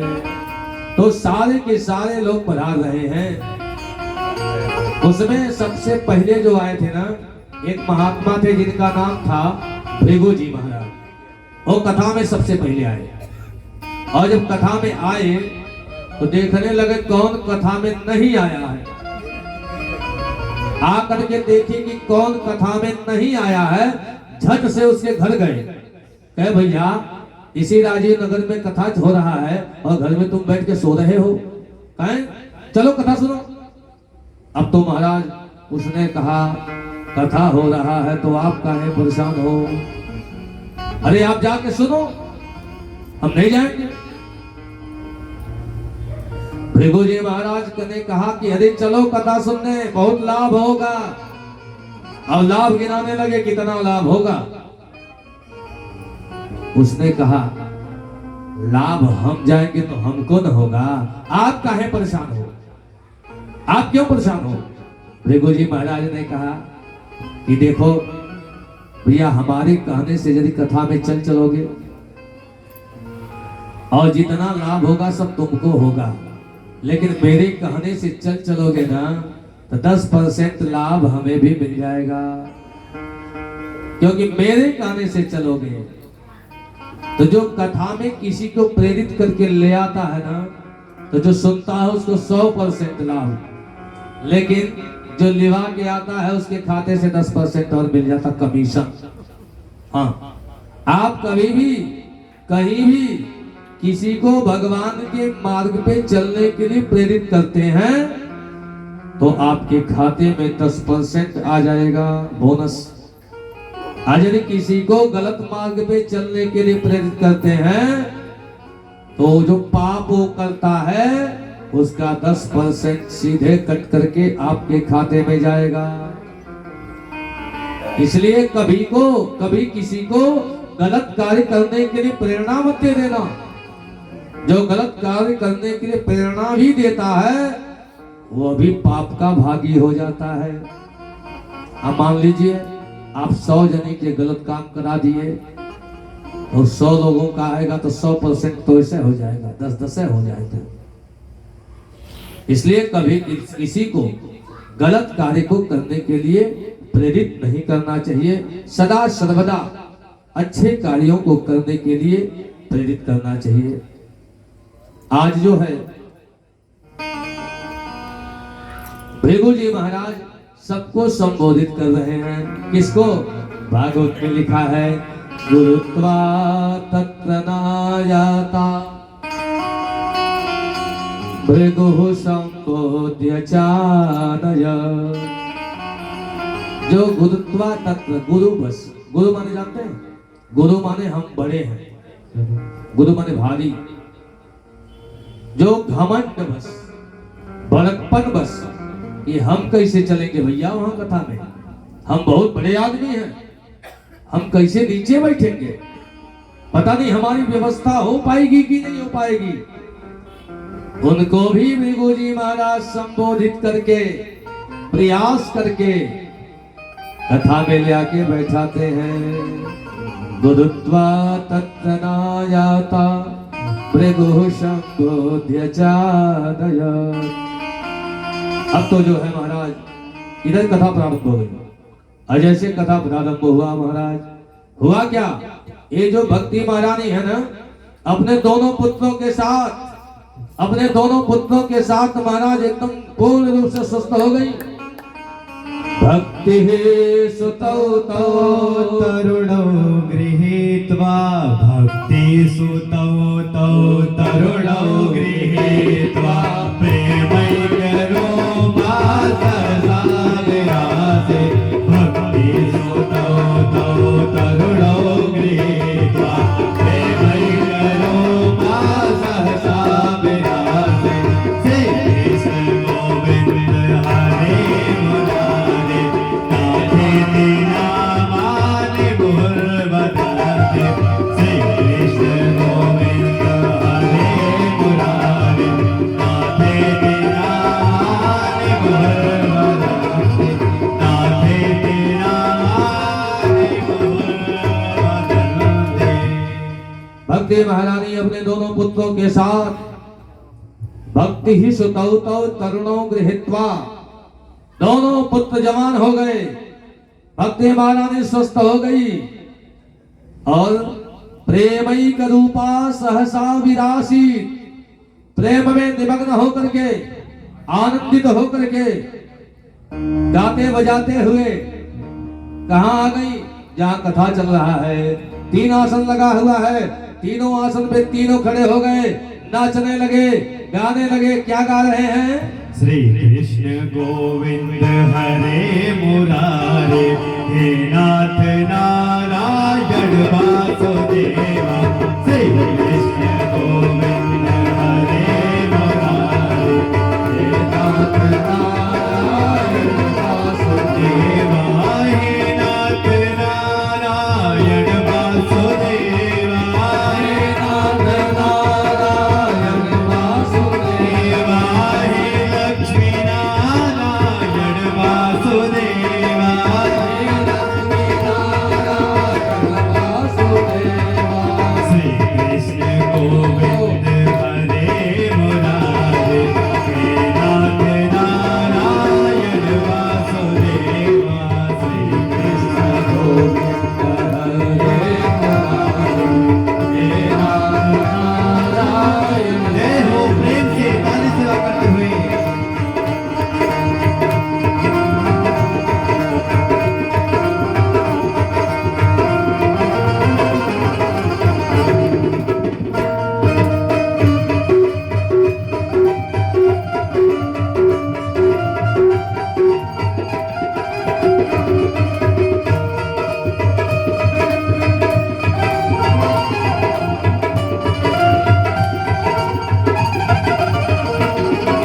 पितुमात स्वामी सखा हमारे, स्वामी सखा हमारे। पितुमात स्वामी हो, पितुमात स्वामी सखा हमारे। पितुमात स्वामी सखा हमारे। हे नाथ नारायण वासुदेवा, हे नाथ नारायण वासुदेवा। श्री कृष्ण गोविंद हरे मुरारे, हे नाथ नारायण वासुदेवा। श्री कृष्ण गोविंद हरे मुरारे, हे नाथ नारायण वासुदेवा। हे लक्ष्मी नारायण वासुदेवा, हे लक्ष्मी नारायण वासुदेवा। सब नाचने लगे, गाने लगे, तीनों नाच रहे हैं, गा रहे हैं।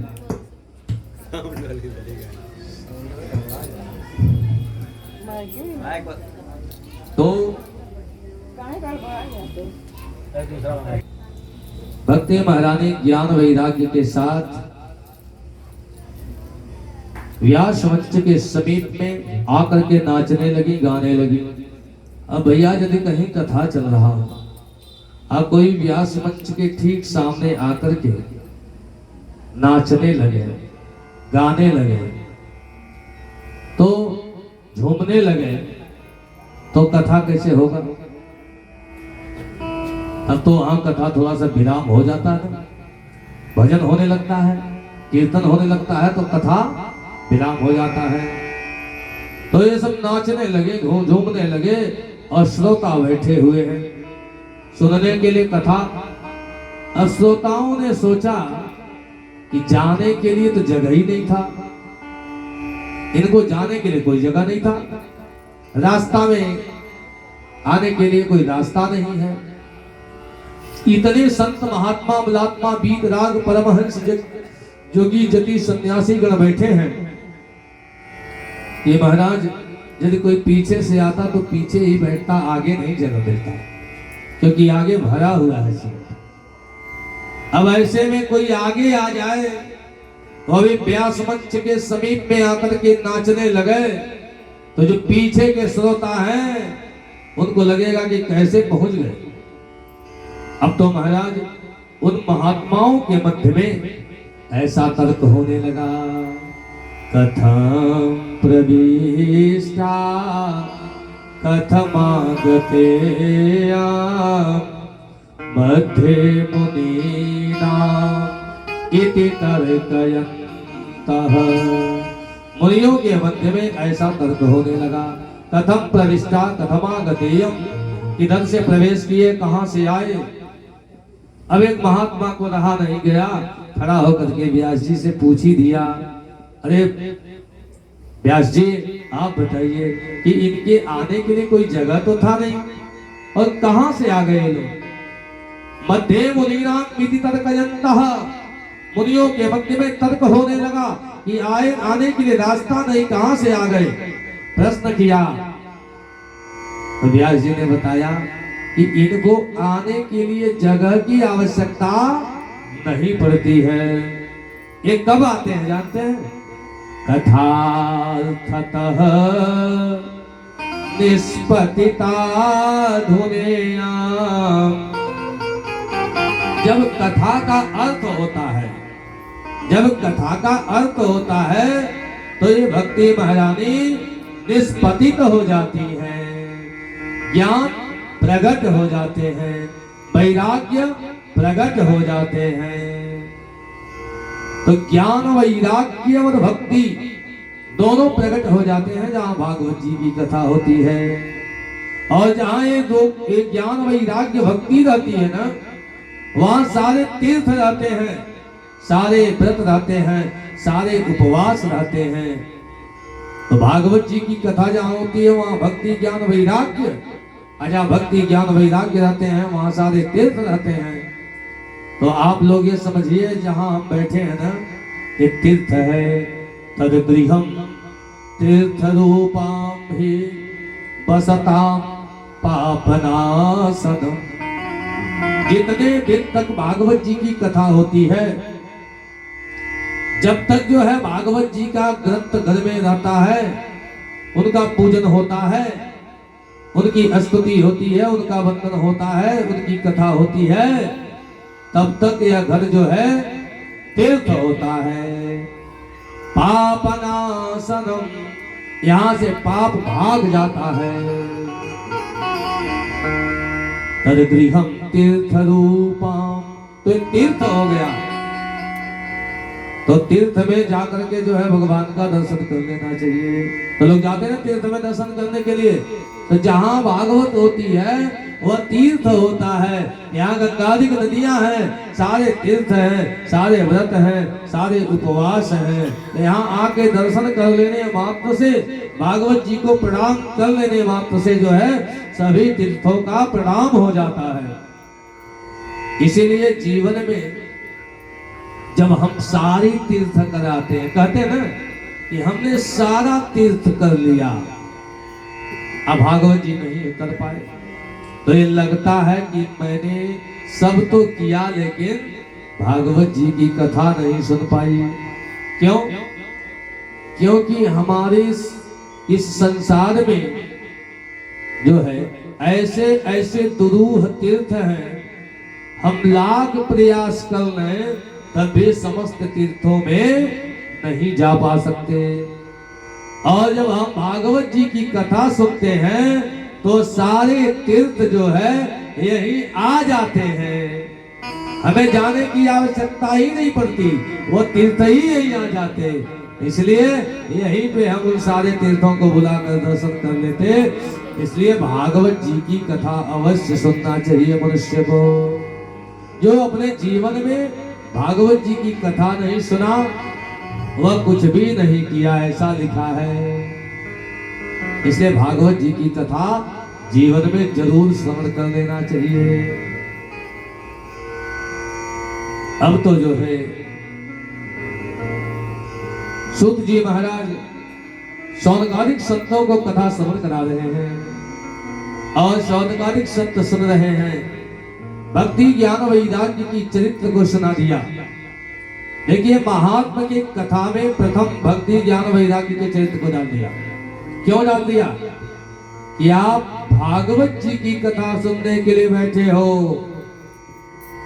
तो आप जो है ज्ञान का प्रयोग करो। यह नहीं है कि ज्ञान का प्रयोग नहीं करेंगे, ज्ञान पे आचरण करो। तो आप कहेंगे हमको तो कुछ ज्ञान नहीं है, ये लोग कह देते हैं हमको कुछ नहीं ज्ञान है, लेकिन इतना तो ज्ञान है ना, झूठ नहीं बोलना चाहिए। यह है ना ज्ञान। हम और ज्ञान की बात नहीं करते, जो ज्ञान है उसी पे चलो। हमें इतना ज्ञान है झूठ नहीं बोलना चाहिए, झूठ बोलना बंद कर दो। हमें ज्ञान है कि चोरी नहीं करना चाहिए, चोरी करना बंद कर दो। हमें ज्ञान है कि हमें भगवान की पूजा करनी चाहिए, तो वही करना शुरू कर दो। हमें इतना ज्ञान है कि जो है मांस का भक्षण नहीं करना चाहिए, तो मत करो। हमें ज्ञान है कि जो है यह कार्य नहीं करना चाहिए। जो आपको ज्ञान है उसी पे चल पड़ो, महाराज ज्ञान पुष्ट हो जाएगा। और जब ज्ञान पुष्ट होगा तो वैराग्य भी अपने आप पुष्ट हो जाएगा। ज्ञान पुष्ट होगा तो वैराग्य भी पुष्ट हो जाएगा। और जब ज्ञान वैराग्य खुश हो जाएंगे, बलवान हो जाएंगे, पुष्ट हो जाएंगे, तो भक्ति खुश हो जाएगी।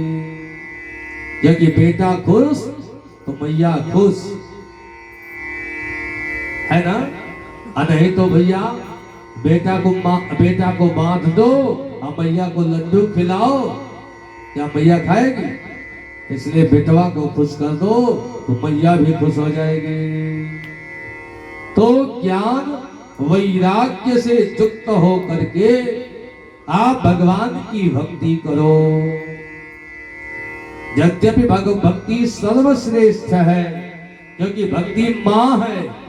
भक्ति नहीं रहेगी ना तो ज्ञान वैराग्य पैदा नहीं होंगे।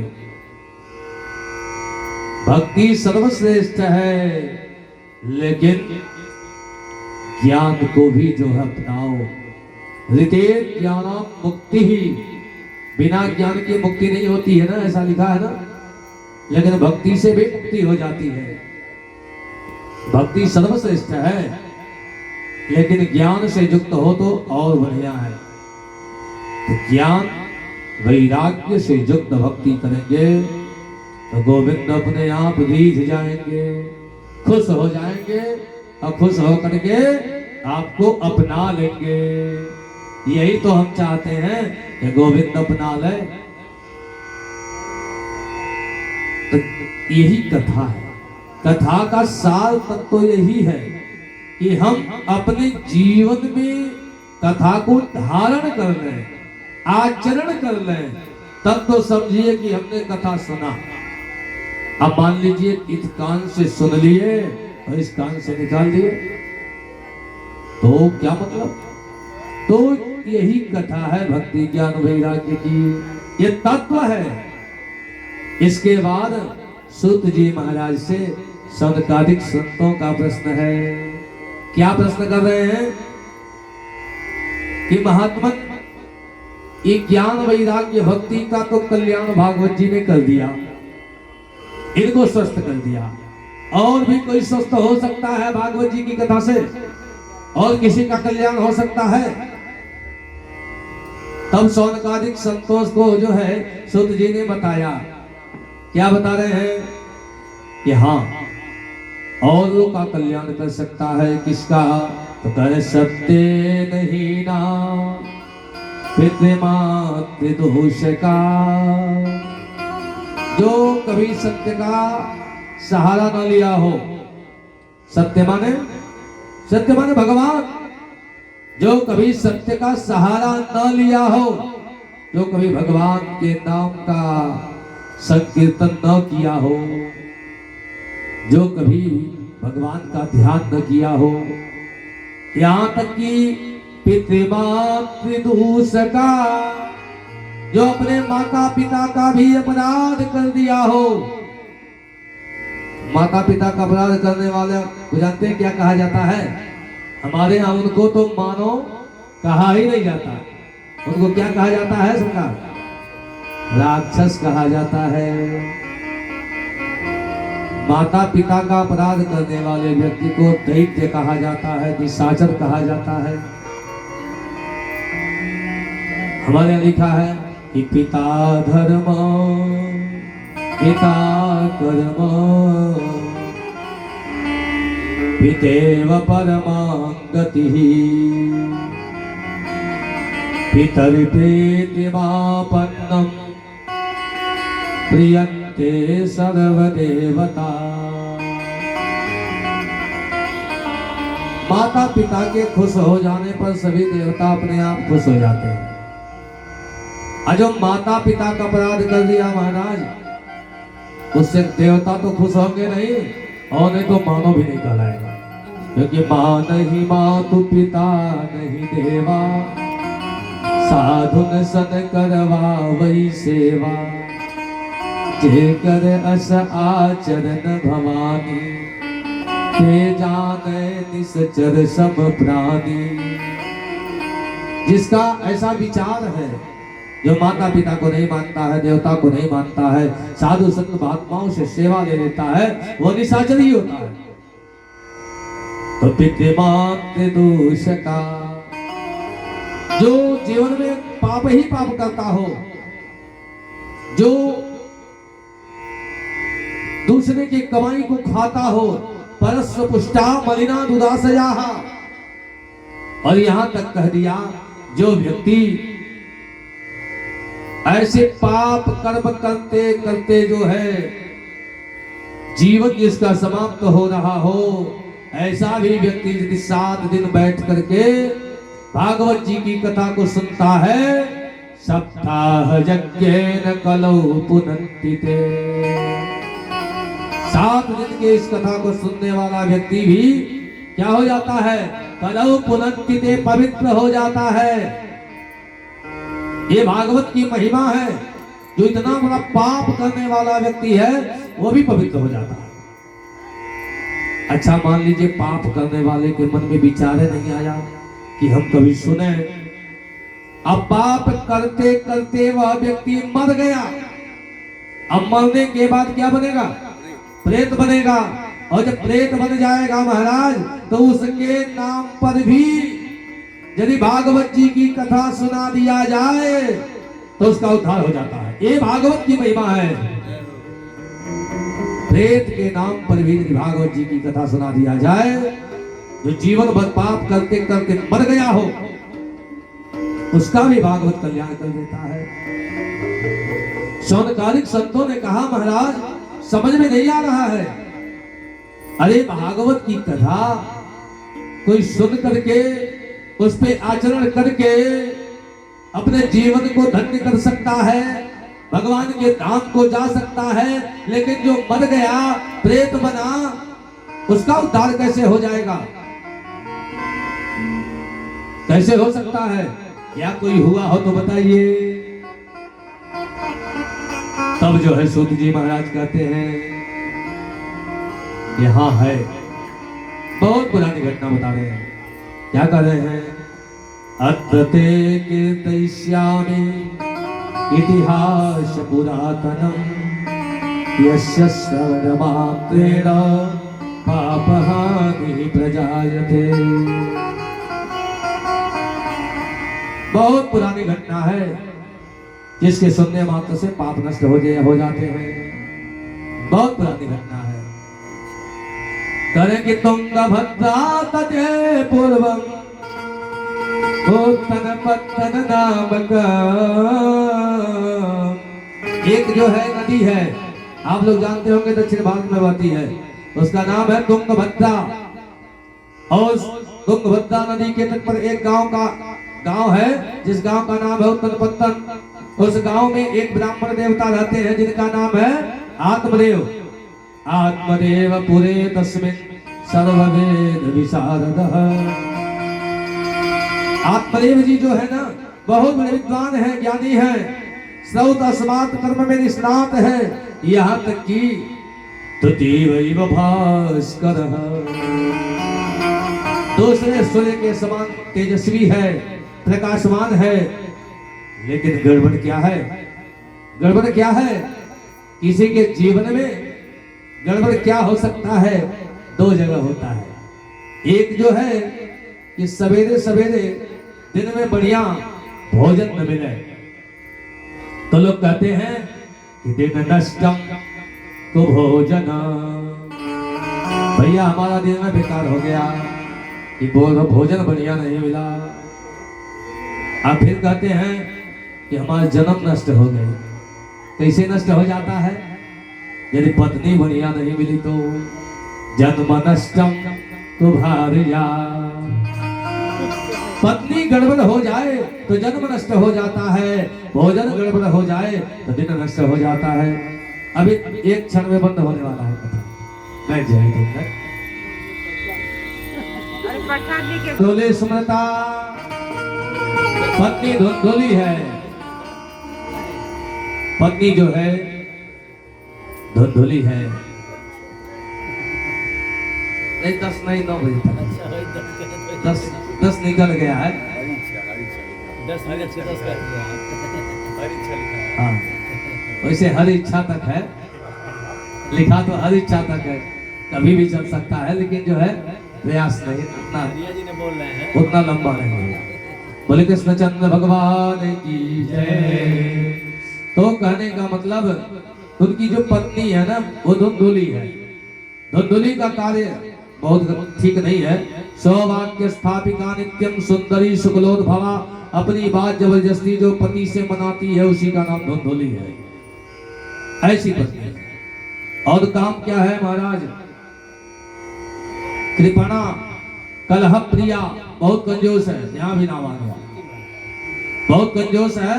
कलह प्रिया है, कलह प्रिया है। जब तक बगल वाली से झगड़ा एक बार नहीं कर लेती ना, तब प्रायशः बहुजल पीका जल भी पीती है तो बचता नहीं है। ऐसे धुंधुली है महाराज। अब जो है आत्मदेव जी के साथ विवाह हुआ और आत्मदेव जी धुंधुली दोनों एक साथ रहते। दोनों में जो है न पुत्रो नैव पुत्री च ततश्चिंता तुदो भृशम। न पुत्री है न पुत्र है। इस नाते जो है एक आत्मदेव जी को थोड़ा चिंता हुआ। और जब चिंता हुआ तो आत्मदेव जी सोचने लगे कि घर में जो पत्नी है मनमाना करती है, अपने पास बेटा भी नहीं है, न तो कोई पुत्री है, हमारे पितरों का कल्याण कैसे होगा? हमारे पितर भी गरम गरम श्वास ले रहे हैं। कह रहे कि अरे आत्मदेव तुम हो तो जलदान दे रहे हो, तर्पण कर दे रहे हो, पिंडदान कर रहे हो, इसके बाद कौन करेगा? तो बड़ा चिंता हुआ। ततश्चिंता तुरम भृशा। और चिंता हुआ तो महाराज इतने चिंतित हुए कि घर में छोड़ दिए। कैसे घर में रहना ठीक नहीं है कि जहां हमारे बात की कोई वैल्यू नहीं है। घर छोड़ करके चले आए कहां? जंगल में। गृहं त्यक्त्वा वनं गतः। वन में चले गए और वहां रोने लगे। ठाकुर जी को साथ ले गए हैं। ठाकुर जी को देख देख करके रो रहे थे। तब तक उधर से एक महात्मा आ गए।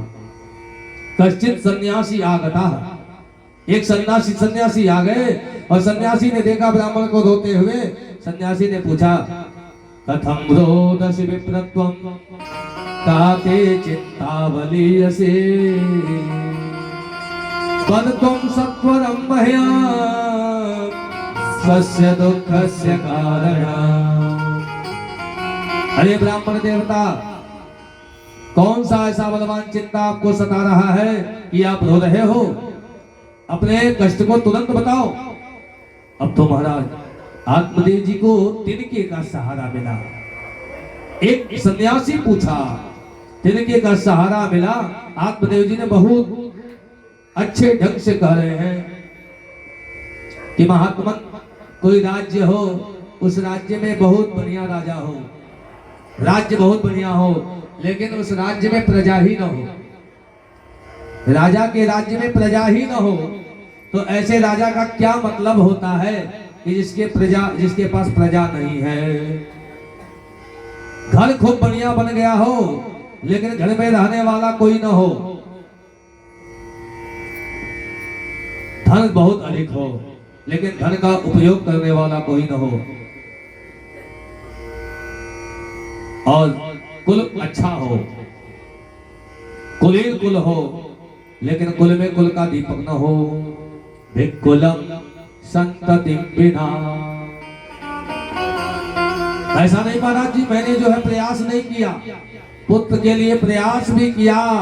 शास्त्र का निर्देश है कि जब पुत्र न होवे तो गाय की सेवा करो। हमारे यहाँ तो गाय की सेवा किए थे जो है महाराज दिलीप ने नंदिनी की सेवा की, वशिष्ठ जी ने दिया था बहुत अच्छे ढंग से। कैसे सेवा करते हैं ये झलक देखना चाहे तो 2 मिनट में। स्थितः स्थिता मुच्चलितः प्रयाता निषेधु सीमा सनबंधु धीरः जलाभिलाषी जलमाददानां छायेवताम्भू पतिरन्वगच्छ।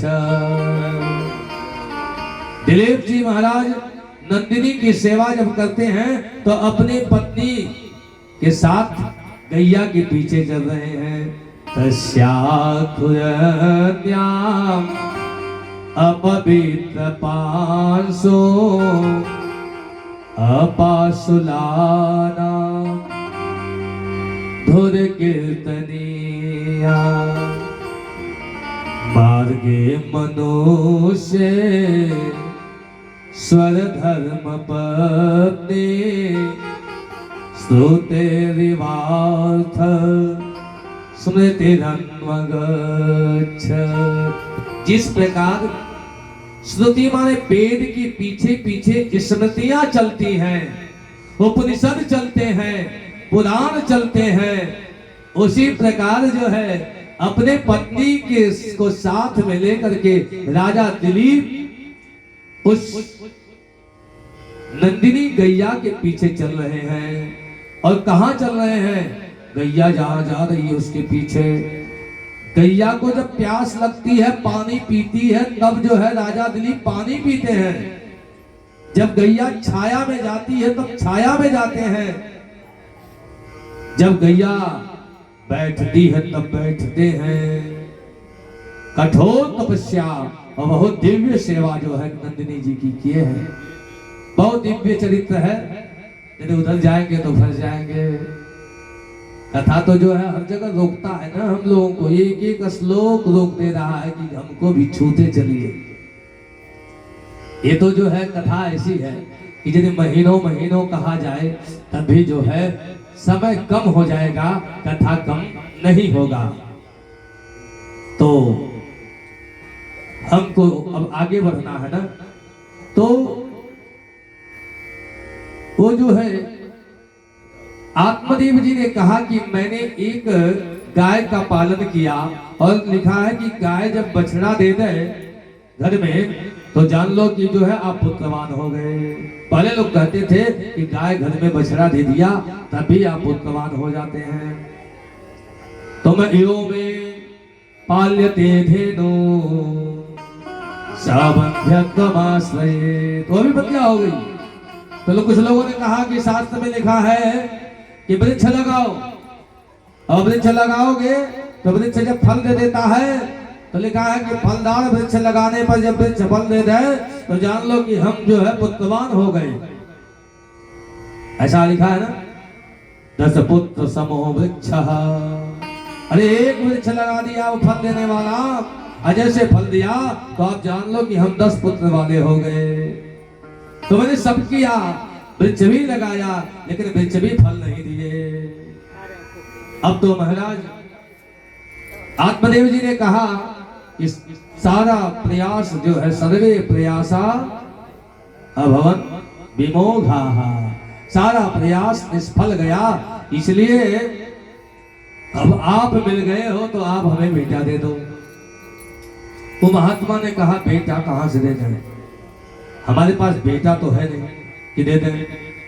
देखो ब्राह्मण देवता, बेटा की चिंता मत करो, जितने लोग बेटा वाले हैं सब परेशान बेटा से हैं।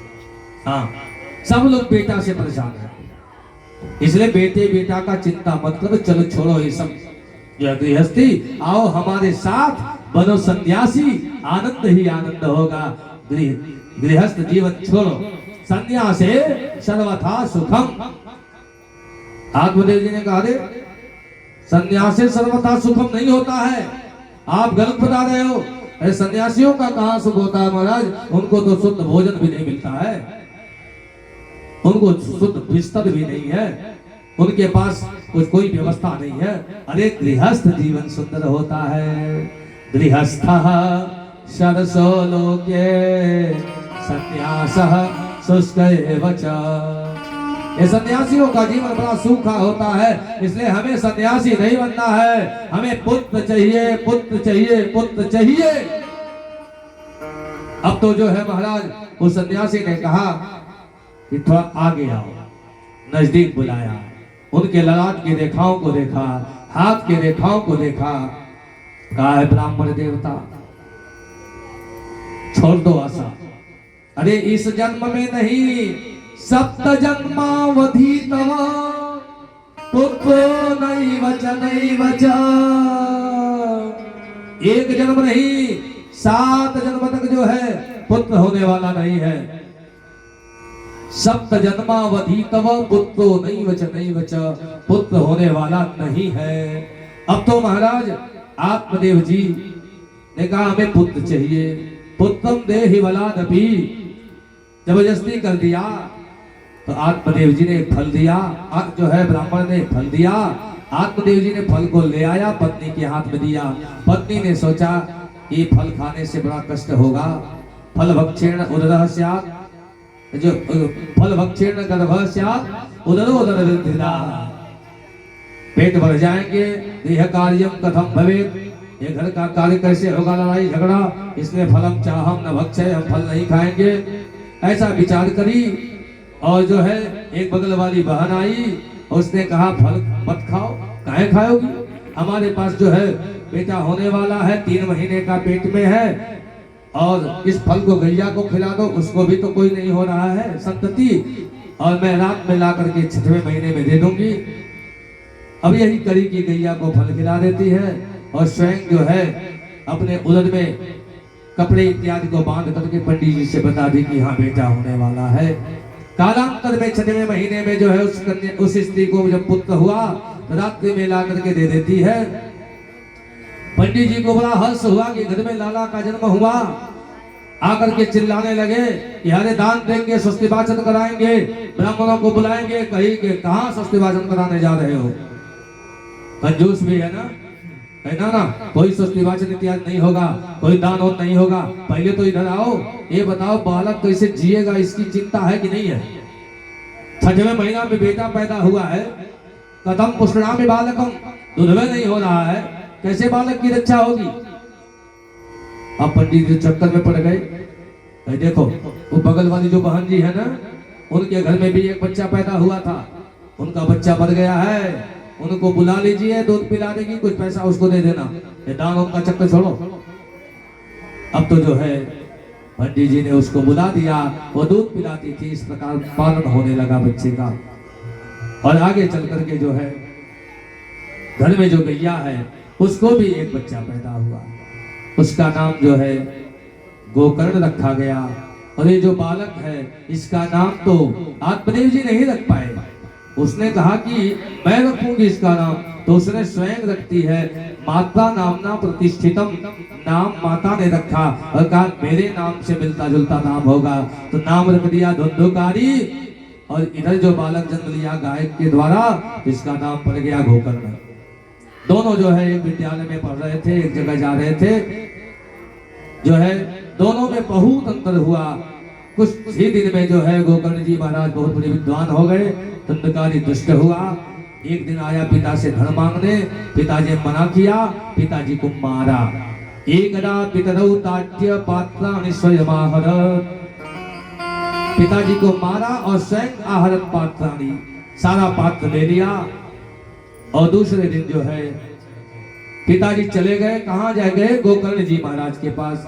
गोकर्ण जी पहले से ही जो है जंगल में रह रहे हैं, और गोकर्ण जी महाराज के पास जब गए और कहते हैं कि मुझे मेरा बेटा मारा है, गोकर्ण जी ने बहुत सुंदर शब्द कहा है, देहस्थिमांस रुधिरे धीमतिं त्यजत्वं, जाया सुदादिषु सदा ममता विमुञ्चा, पश्यानिशं जगदिदं क्षणभङ्गनिष्ठा, वैराग्य राग रसिको भव भक्तिनिष्ठा।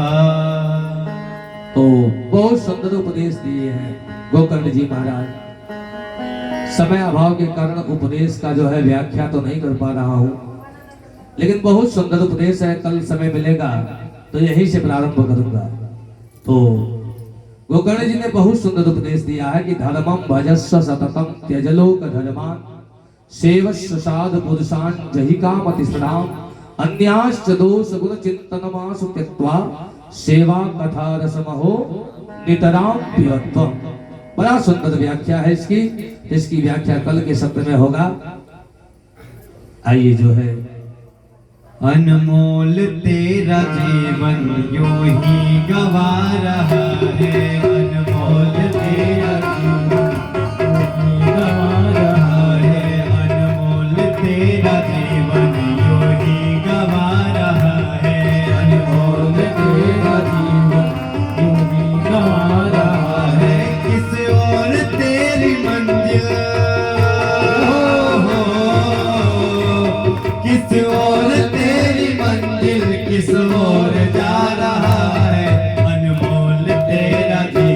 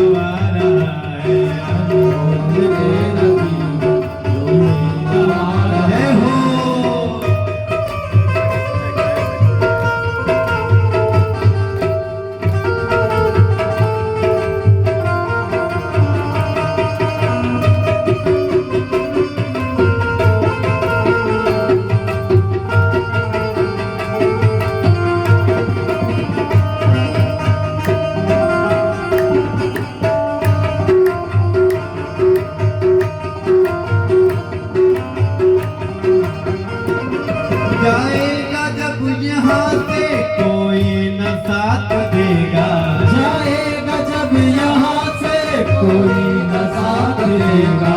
इस हाथ जो दिया है उस हाथ आके लेगा, इस हाथ जो दिया है उस हाथ आके लेगा। कर्मों की है ये खेती फल आज पा रहा है, कर्मों की है ये खेती फल आज पा रहा है। किस ओर तेरी मंजिल हो,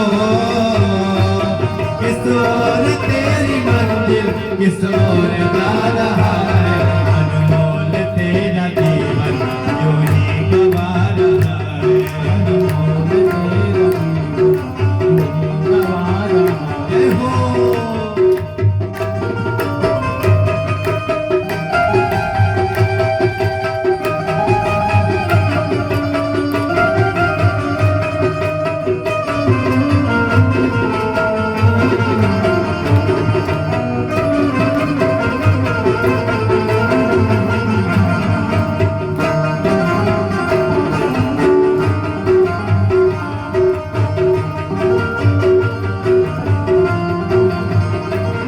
ममता के बंधनों ने क्यों आज तुझको घेरा, के बंधनों में क्यों आज तुझको घेरा।